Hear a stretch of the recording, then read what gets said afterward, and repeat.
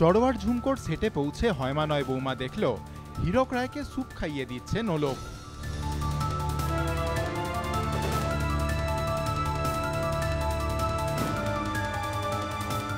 হীরক রায়ের পাশেই এখন রয়েছে কোহিনূর, নোলক, টিকলি। বদলে যাওয়া হীরকের সব দায়িত্ব নিতে প্রস্তুত তারা।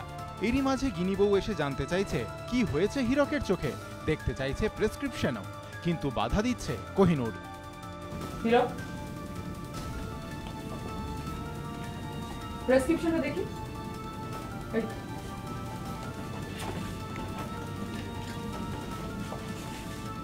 প্রেসক্রিপশন দেখে তুমি কি করবে?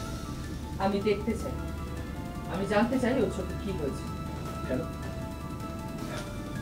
আমার বাবার ট্রিটমেন্টের জন্য আমি আছি, তোমাকে কোনো চিন্তা করতে হবে না। গিনি বউ এখন একলা হয়ে পড়ছে। নিজের ছেলে মেয়েদের পাশে পেয়ে হীরক এখন তৃপ্ত।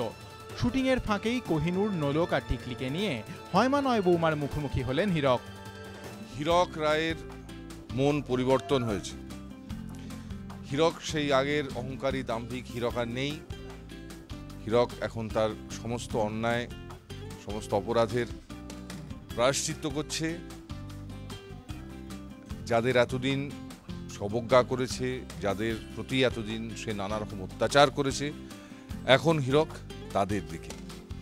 এবং হীরকের এই মনের পট পরিবর্তনের সঙ্গে সঙ্গে তার পরিবারের, তার কাছের যারা, তার ছেলে মেয়ে, যারা তাদের বাবাকে এইরকমভাবে আগে কোনোদিন দেখেনি, ব্যবসা নিয়ে, টাকা পয়সা নিয়ে পাগল হয়ে গিয়েছিলাম,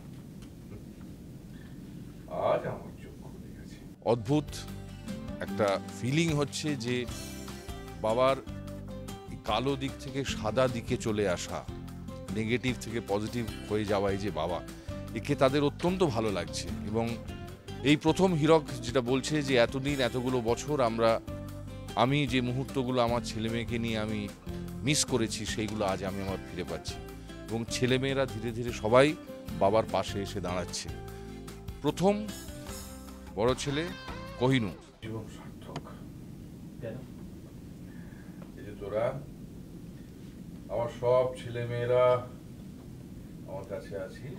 বাবার এই পরিবর্তনটা তো কোহিনূর অনেকদিন আগে থেকেই চেয়েছিল এবং বাবাকে অনেকবার চেষ্টা করেছিল বলার যে বাবা, আমি আর সেই মানে অন্যান্যদের মানে বন্ধুবান্ধবদের দেখে, মানে তাদের বাবাদেরকে দেখে, তো বাবাকে অনেকবার মনে করানোর চেষ্টা করেছিল যে বাবা, বন্ধুবান্ধবদের বাবার সঙ্গে তোমার অনেক অমিল রয়েছে, মানে তারা যেভাবে ভালোবাসা পায়, স্নেহ পায়, সেটা আমি বাবার কাছ থেকে পেতাম না, সেটাকে মিস করতাম। তো সেখান থেকে বাবাকে আস্তে আস্তে আস্তে আস্তে বাবা রিয়েলাইজ করেছে এবং সেখান থেকে বাবা ফিরে এসছে।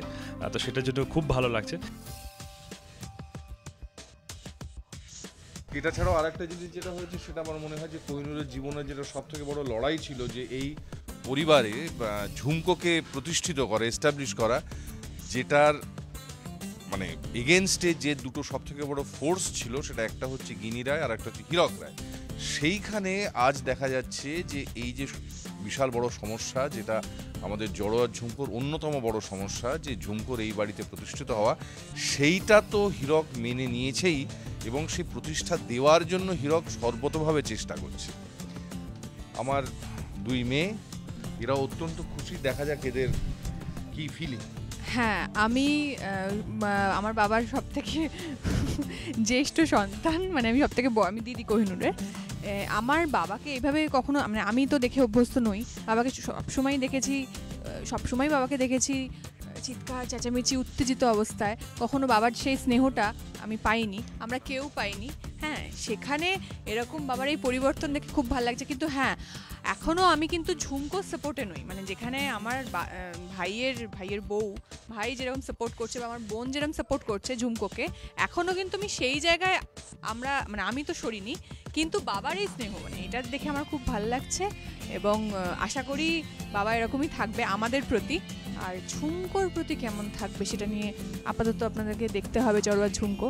আর আমার ছোট বোন পাশে দাঁড়িয়ে আছে, ওর সামনে বিয়ে অবশ্য, তার আগে আমার বাবা চলে এসছে, কিন্তু বাবার একটা সমস্যা হয়েছে, সেটা আপনারা দেখতে পাবেন গল্পে।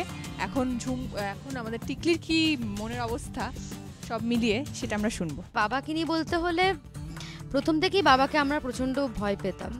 বাবা বাড়িতে সবাইকেই ভয় পেতাম, একমাত্র দাদু ভাই আর আমার দাদা ভাই কোহিনূরের সাথে ভালো সম্পর্ক।